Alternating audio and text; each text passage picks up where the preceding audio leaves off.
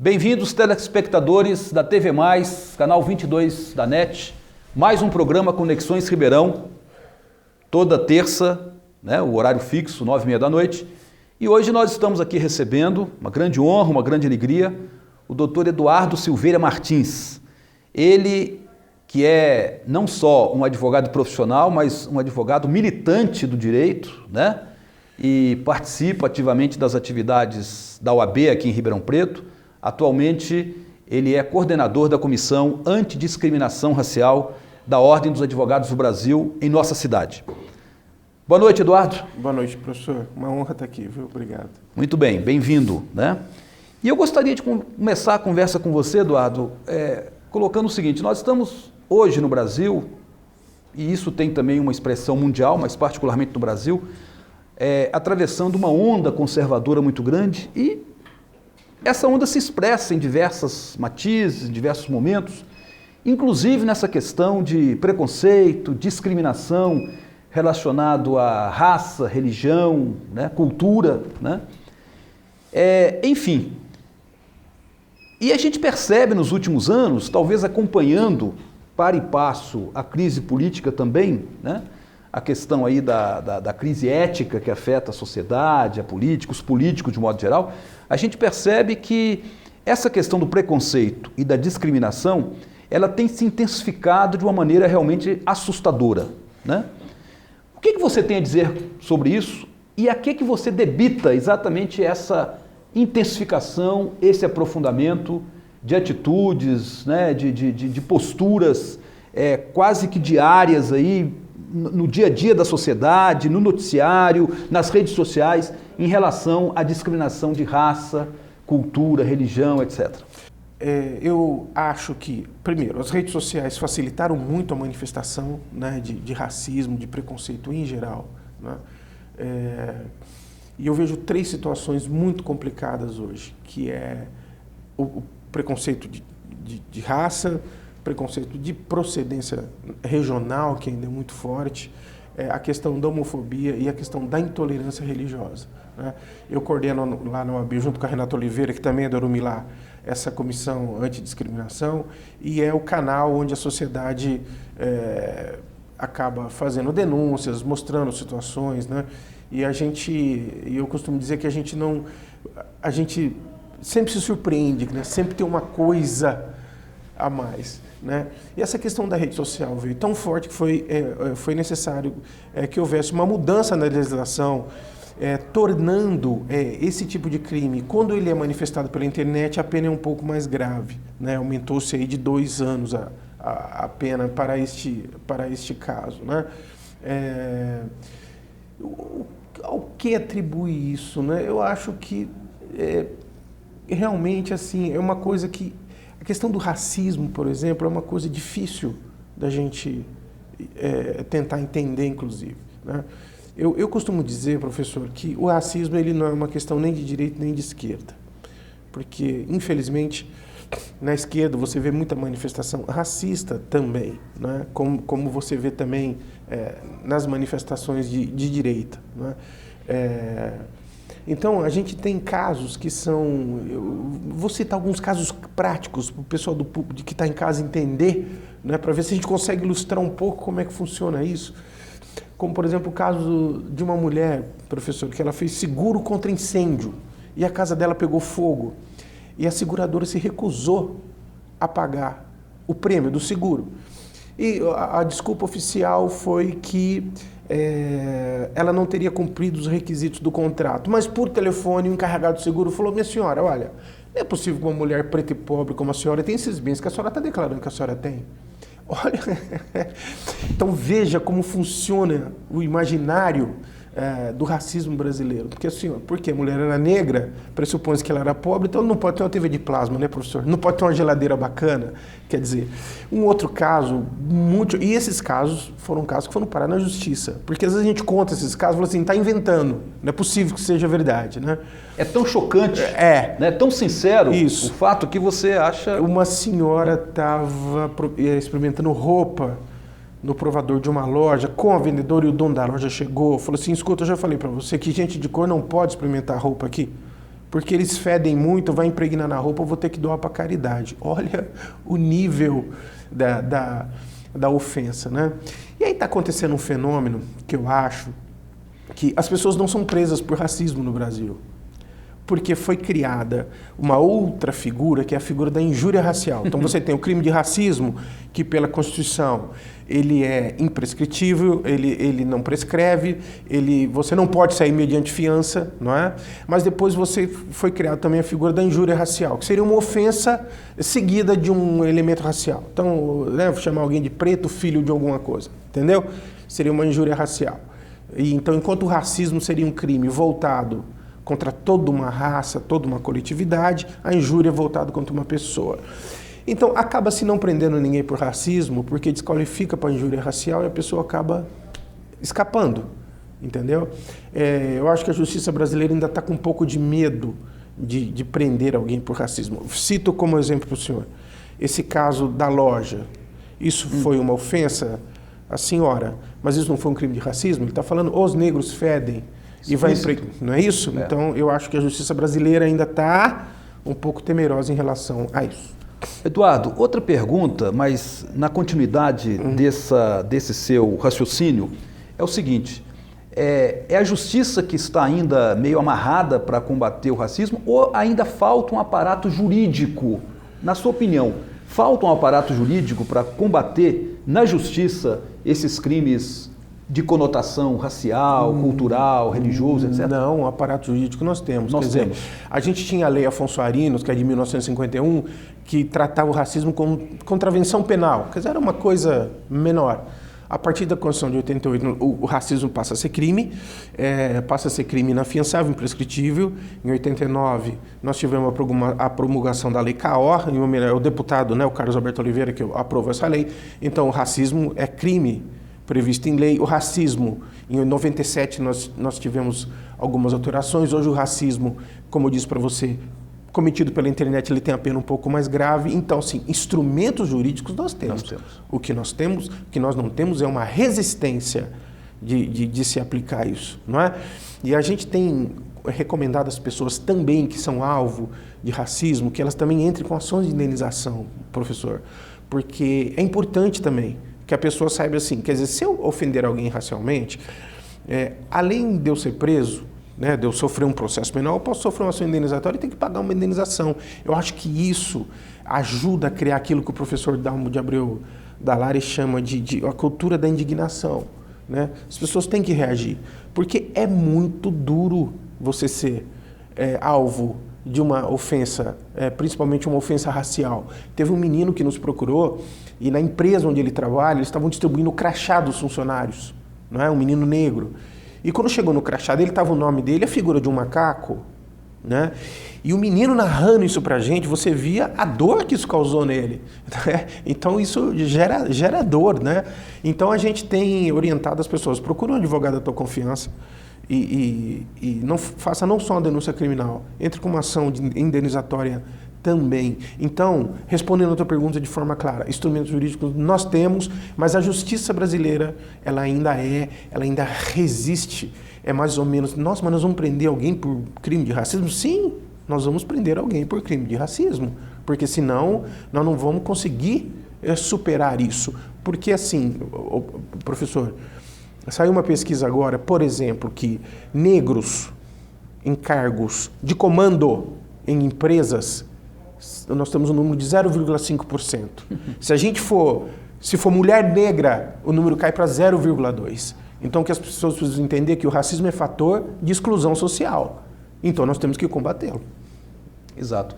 Talvez em outras áreas, como na questão da homofobia, é que ainda faltam leis, falta um aparato jurídico para que realmente o combate à discriminação por questões sexuais e homoafetivas seja realmente mais efetivo. Sim, isso. A homofobia também é uma questão muito delicada. A OAB tem uma comissão de diversidade sexual muito ativa, coordenada pela doutora Letícia Hernandes e pelo doutor André Vilela.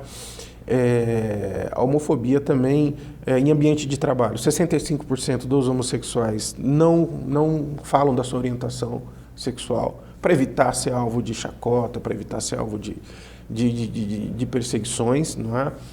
E o que mais pega na questão da homofobia é a pregação homofóbica acaba gerando um clima de ódio e tem pessoas sendo agredidas por causa disso, né? Então eu acho muito complicado e há uma resistência em transformar a homofobia em crime, né? Há essa resistência.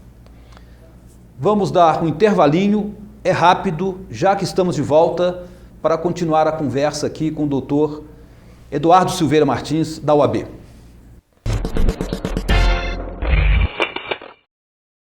TV Mais. Paixão por Ribeirão. Você já pensou em veicular seu nome ou sua empresa na mídia e ganhar destaque? Você gostaria de ser visto como um especialista em alguma área, tanto em Ribeirão Preto quanto em outras cidades da nossa região? Pois com a Davi Florim Comunicação Planejada, tudo isso pode ser possível? Conte com quem tem mais de 10 anos de experiência em comunicação e jornalismo e sabe como transformar o seu interesse em uma bela reportagem, além de divulgar e proteger a sua marca. Seja visto, atraia clientes. A Davi Florim Comunicação Planejada tem contatos com centenas de comunicadores e jornalistas de várias cidades e pode beneficiar você ou a sua empresa, proporcionando-lhe reconhecimento e respeito. Oferecemos assessoria de imprensa, treinamento para entrevistas, produção de jornais e revistas, assessoria jurídica e marketing digital diferenciado, com a criação de programas do cliente e sua disponibilização nas redes sociais. Conte com a gente, seja referência em seu segmento. Passe seu horário de almoço na companhia desse gordinho simpático e dessa linda morena. Juntos, eles proporcionam um programa mais interativo, informativo e muito descontraído. Venha saber mais sobre os assuntos que fazem parte da sua rotina e ainda se divertir muito. Programa Holofote, de segunda a sexta, ao vivo, 11h30 da manhã. TV Mais, Paixão por Ribeirão.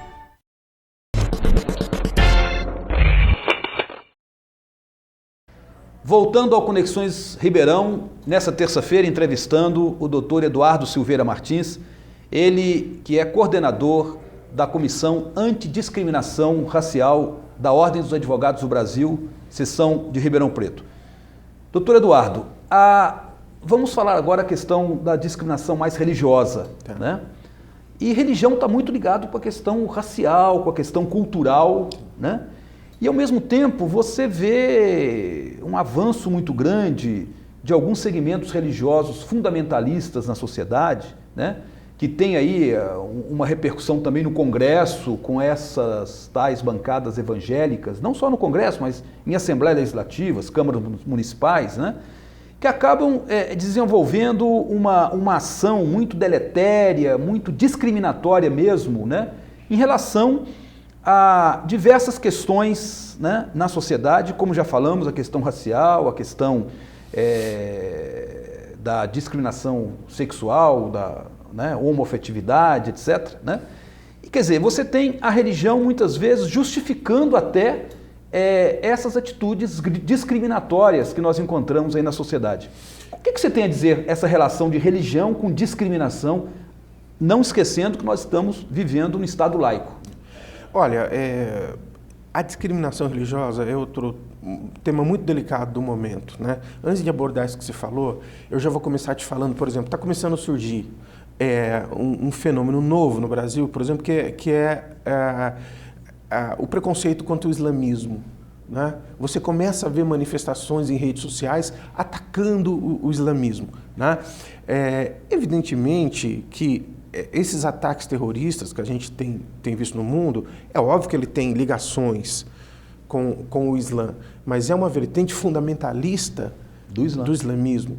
A comunidade islâmica, a comunidade muçulmana no Brasil, ela está aqui há mais de 100 anos, de antes da Primeira Guerra Mundial, a leva maior veio, né, na Primeira Guerra Mundial, e é uma comunidade que vive de maneira absolutamente pacífica, com judeus, por exemplo, né? Nós temos uma comunidade islâmica, e de repente você começa a ver manifestações contra o islamismo aqui no Brasil, associando os nossos muçulmanos com terrorismo. Então, recentemente teve uma moça em Cuiabá que ela estava passando na rua, porque ela estava com o véu muçulmano, ela levou um tapa na cara. ela foi agredida, não é? E então você vê uma confusão nesse sentido, né? E eu acho que é bastante preocupante, a gente está muito atento a isso.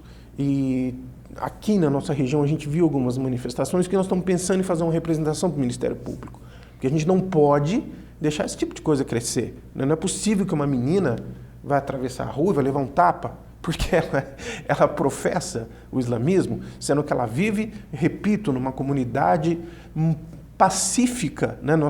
Eu acho que a convivência entre muçulmanos e judeus no Brasil é até um exemplo no mundo, principalmente em São Paulo, não é? E então a gente de repente vê esse tipo de situação, é uma coisa que assusta um pouco, né? Dentro disso que você estava falando, o universo evangélico ele é um universo muito vasto, né? Então a gente tem que ter muito cuidado quando a gente for falar dele. Algumas igrejas, e quando eu digo algumas, são algumas mesmo, né? Elas têm dado um mau exemplo nessa questão da intolerância religiosa, principalmente no que diz respeito às religiões de matriz africana, não é? Há uma perseguição mesmo, e quando eu digo perseguição, quer dizer, uma perseguição que era pregação, ela começou agora a se transformar em atos efetivos. Nós tivemos recentemente aqui na região um terreiro de Umbanda que foi incendiado, né? A gente tem visto terreiros de candomblé serem apedrejados, né? Essa coisa de que seria uma religião do diabo, quer dizer, é uma coisa que a gente não pode tolerar também, né? Eu acho que não dá para a gente tolerar as coisas nesse sentido, não é? Semana passada nós fizemos lá no OAB no cinema sobre esse tema, né?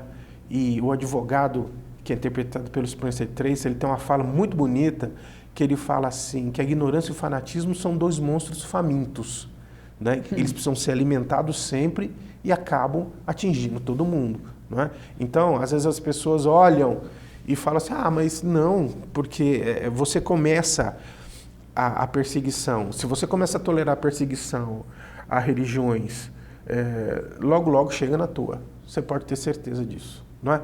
E nós estamos vivendo, por exemplo, vou te dar um exemplo. Nós somos procurados agora por algumas professoras adventistas que professam aquela religião que guardam o sábado. E, em virtude da greve dos professores no ano passado, está tendo que haver reposição das aulas. E elas pediram, olha, nós não trabalhamos de sábado, nós trabalhamos durante a semana de madrugada, tá? Mas a Secretaria Municipal de Educação não respeitou isso e elas estão tendo anotadas as suas faltas e estão sendo descontadas. Então, a nossa comissão está fazendo uma manifestação para o senhor secretário no sentido de que observar isso, não é? Você pode até não concordar que a pessoa guarde o sábado, mas eu acho que tem que ter um respeito nesse sentido, né, professor? E tem sempre uma solução negociada. Exatamente. Né? Se não pode ser uma reposição no sábado, de repente eles podem estar cumprindo esse horário extra durante a semana, em outra situação, né? Então, veja, nós estamos falando nós estamos falando de uma igreja, né, de uma crença cristã.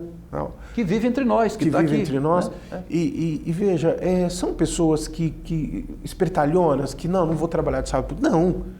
É a crença dela. Sim. Fala, eu não trabalho de sábado pelo meu princípio religioso, mas eu trabalho até de madrugada, se for preciso, não é? Então, eu acho que tem que haver, nós temos que ter esse esforço no sentido de respeitar a crença alheia. Desde que a crença não ofenda a ordem social, né? Desde que ela não cause nenhum dano à coletividade, nós temos que respeitar a crença alheia. Não é isso? Então, veja, essa questão... porque eu acho que só assim nós vamos conseguir uma pacificação na nossa sociedade, não é? Realmente, por que violentar a consciência de uma pessoa e obrigá-la a trabalhar de sábado, se a crença dela sincera é de guardar o sábado? Não é isso? Exato. E isso se refere aos adventistas, se refere a uma igreja batista que tem guardado o sábado, aos judeus, não é? Aos muçulmanos. A primeira tendência que bobagem, um trabalho de sábado, problema teu. Não, nós temos que ter um esforço nesse sentido da tolerância religiosa e de respeitar a crença alheia. Doutor Eduardo, a gente sabe que você tem se especializado muito, como advogado, né, no tratamento dessas questões e na defesa de pessoas que foram atingidas e foram, de certa forma, afetadas por esse tipo de discriminação. Poderia citar um exemplo aqui local de Ribeirão Preto em que realmente acabou prevalecendo a justiça nessa questão? Nós tivemos alguns casos como aquele jardineiro negro do Coque, né, que foi atingido aí por estudantes de medicina e ele foi agredido e seguido de uma ofensa racial, né? Não chegou a ser caracterizado, então, pela justiça como crime de racismo? Não, foi considerado injúria racial. Injúria racial.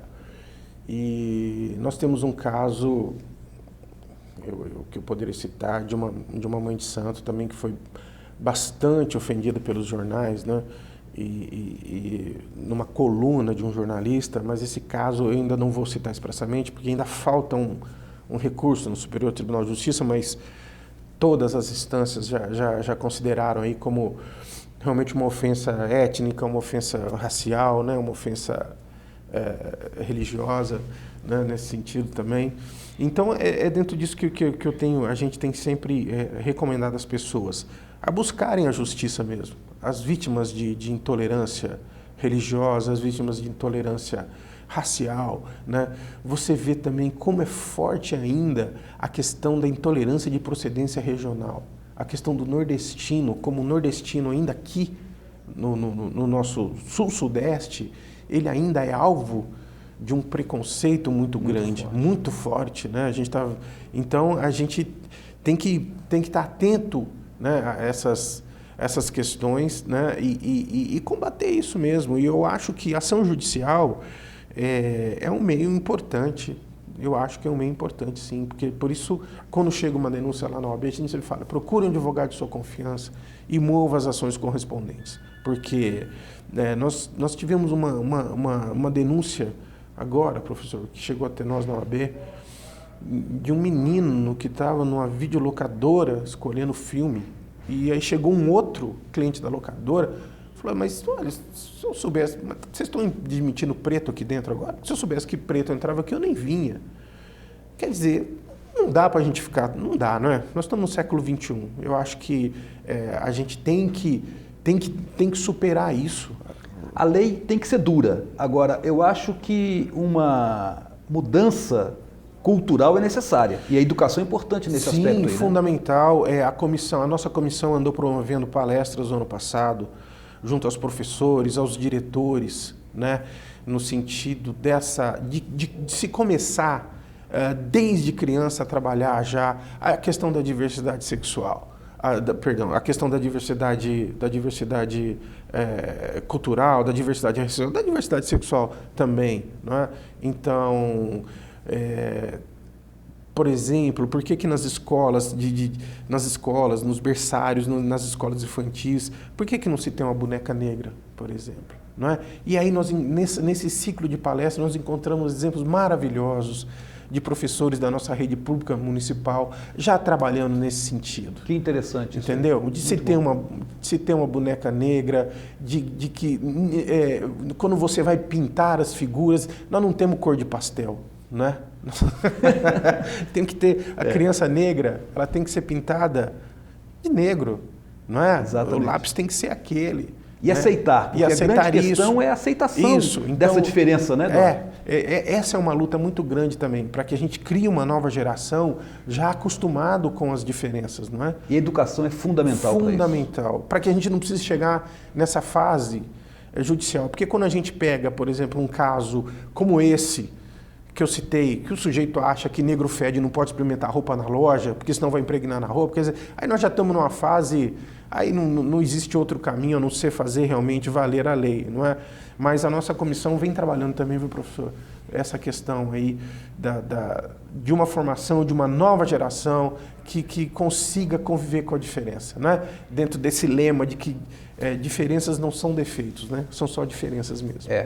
E eu acho muito interessante também, doutor Eduardo, a questão da aceitação, né? Isso. Porque eu acho que a solidariedade, a visão aí de uma sociedade de paz, ela parte muito desse princípio, né? A diferença está na humanidade. Os homens são diferentes, homens e mulheres são diferentes. E precisa da gente aceitar essa diferença, né? E reconhecer a minha humanidade na humanidade do outro. Exatamente. Né? Eu acho que isso é é uma coisa importante no sentido de que a gente supere as diferenças sem extingui-las, não é? Superar as diferenças sem extingui-las, mas conviver pacificamente com elas, não é? Sem achar que eu tenho que agredir o outro, que eu tenho que combater o outro porque ele tem uma cor diferente da minha, porque ele tem uma religião diferente da minha, porque ele tem uma orientação sexual diferente da minha. Eu acho que só assim que nós vamos caminhar no sentido da pacificação. Olha, foi muito boa essa nossa conversa aqui com o Dr. Eduardo da Silveira Martins, ele que é coordenador da Comissão Antidiscriminação da OAB. Eduardo, muito obrigado pela sua presença. Obrigado, professor. Uma honra para mim participar do teu programa. Gente, e vamos chamá-los novamente, então, né, para o nosso próximo programa, próxima terça-feira, aqui no canal 22 da NET, TV+, né? Estaremos novamente com o Conexões Ribeirão. Até lá.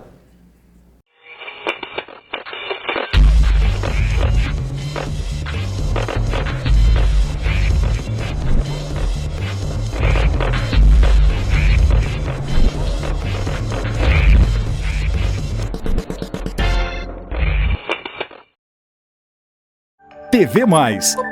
Paixão por Ribeirão.